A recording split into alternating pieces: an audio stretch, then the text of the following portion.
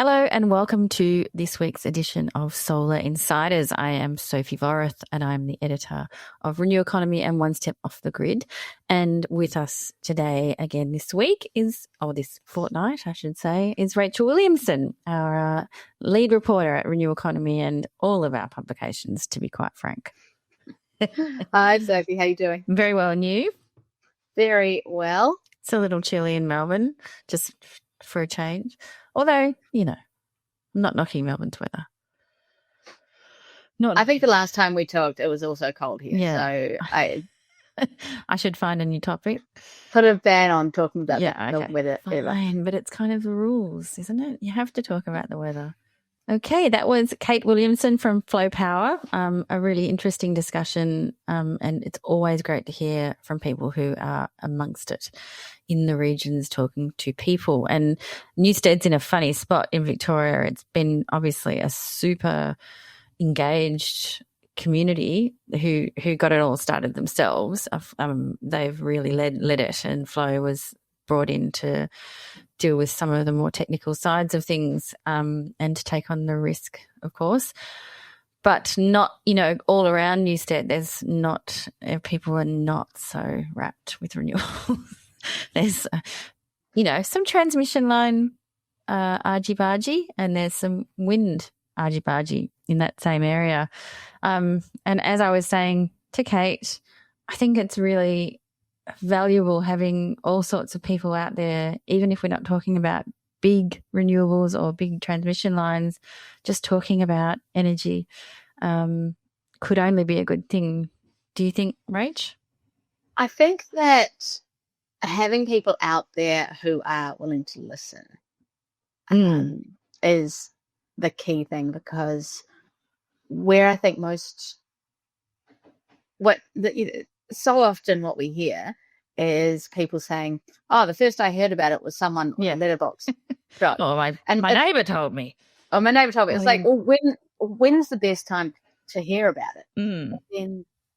And when you do hear about it, don't leave people to stew for ages after that, and then imagine also all the worst stuff. That needs to be a very quick follow-up and a chance to ask all the big questions and the little questions and can face the concerns.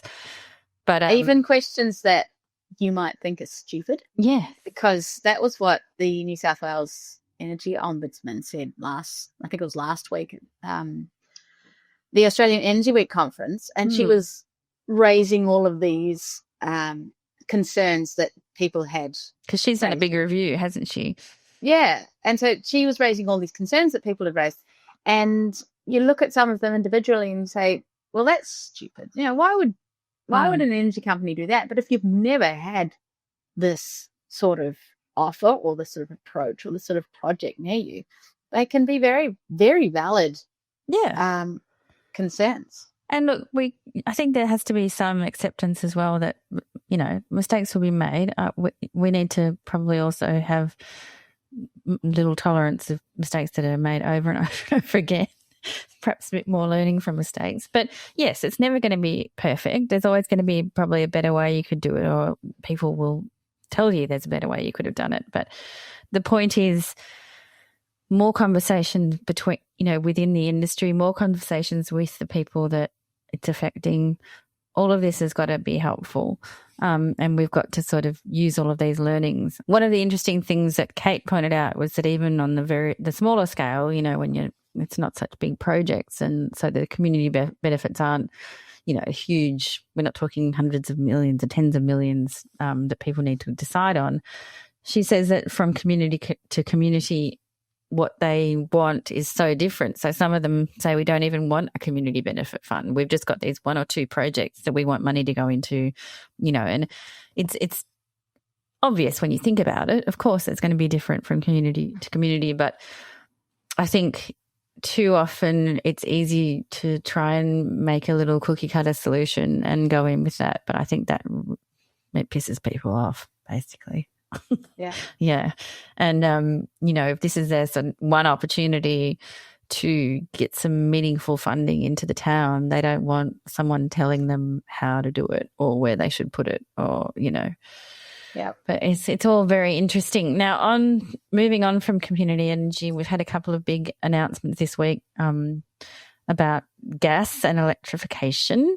So we had Victoria make their next move on their gas substitution roadmap, although it was really packaged as a gas security, I forget the word they use now, but basically because of all the carry on about we don't have enough gas in the market for the East Coast, yes, it was packaged more as a here's how we're making sure we have enough gas for power generation and for industry.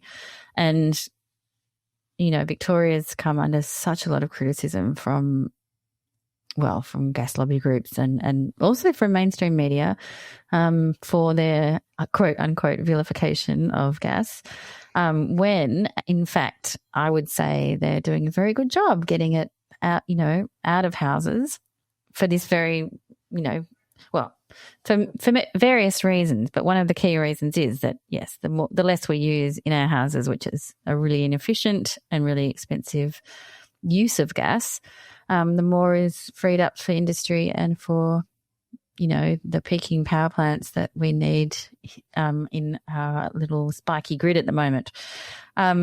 Yes, so I think that was a really good call. Basically, they've said that all new houses now, because it used to be there was a few loopholes before, so I think from next year all new houses will have to be all electric, which is great. And they're also going to start phasing out gas hot water systems. So when they come to the end of their life, they have to be replaced with an electric system.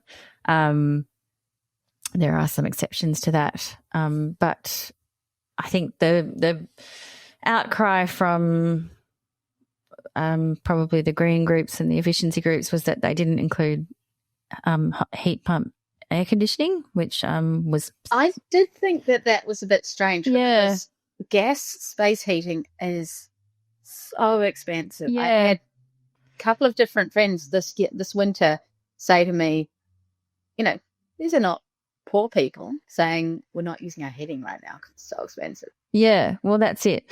I'm not sure of the reasoning for that. The one thing that they did say in the release was that it can be is the important part, just the sort of same price to replace your dead gas water to instead of getting another gas water heater, get an electric one. So I think what they're maybe saying is this is less of a scary price thing for people. Whether or not that's entirely accurate, I couldn't say. And the other point is I think they're a bit further ahead on the regs and everything for hot water and a bit further ahead. So, whether that they've just decided, because, people do freak out. They freak out when governments tell them what to do. Victoria's done a lot of that, and Victorian people are a bit antsy about it now.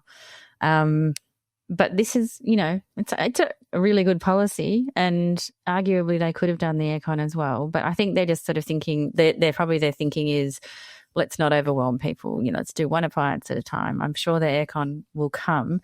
But what they did do, which I thought was fantastic, is they've made it both those things for rental properties. So essentially, if you're not an owner-occupier, if you have a rental property and the gas heater dies, it has to be replaced with an aircon. So I think that was the absolute standout. Yeah, of that piece of legislation. That will be the real game changer, because you've said a number of times in the past, and so many people do. How do you get rental properties up to a standard? And it seems like that is the stick that is going to be needed to absolutely encourage landlords to then bring landlords in and say, okay, well, actually you can do these other things too, and we will subsidise those. Yeah, and that's it. There's plenty of supports, and that's really important to mention. So they're not just doing this and going, too bad and suffer the cost. We have the boosted Victorian Energy Upgrade Scheme. We have Solar Victoria that's offering rebates for all sorts of things. And I think, again, that might be why they went with hot water first, because there are a few more rebates on offer for that. But yeah, I think the focus on rentals is fantastic. It doesn't just stop there. It's at the start of every new lease. Any rental property that doesn't have proper insulation has to have it put in. Same goes with draft blocking. So if you've got your old, like I do in this house, bizarre air vents in your wall, I'm not sure what they do aside from freeze you. They have to be fixed. They have to be filled. So, yeah, it's some really, really sensible, I would say pretty fair measures that, yeah, they bring in all those people who have had very little say in the matter for a very long time. So I give, I'm going to say 4 stars out of 5 for that policy. If they could have brought in aircon, that'd be great. But I get why they're sort of doing a bit of a gently, not to piss everybody off.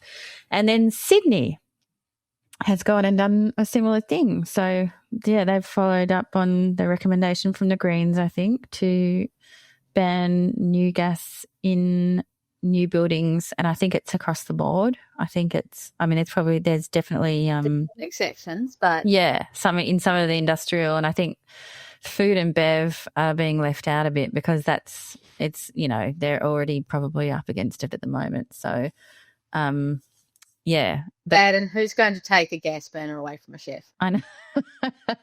I know. At your own peril. God, I can remember flying pans of hot pasta, and that was just because someone changed their order, take away their burner. Jeez. Yes. So, look, these things are happening, and I think the message too is that the more policies like this happen, even people who don't have to do it but maybe have the means will do it anyway. They will get this message and say, well, hell, there's some subsidies out there. There's a little bit of help, and I've got solar. Why wouldn't I change my gas heater when it breaks down to an aircon? So I think they're hoping that it'll just kind of build that momentum and things will just keep going on. But yes, it's been good news this week. I've liked it. I think the pressure is now on Queensland. Yeah. Because they came out with their $26 million solar for renters. Oh, yes. Supercharged solar for renters in the budget policy and funding in the budget. But they don't have the policy details drawn up yet. They've got the headline, damn it. They've got the headline. They've got the money.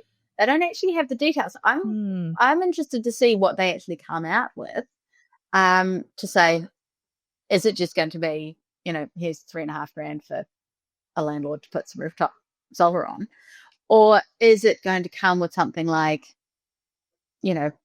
remove some kind of gas appliance or do some insulation or some kind of, other things to go. So it's not just a bang solar on your roof, but everything else can stay really sub-average.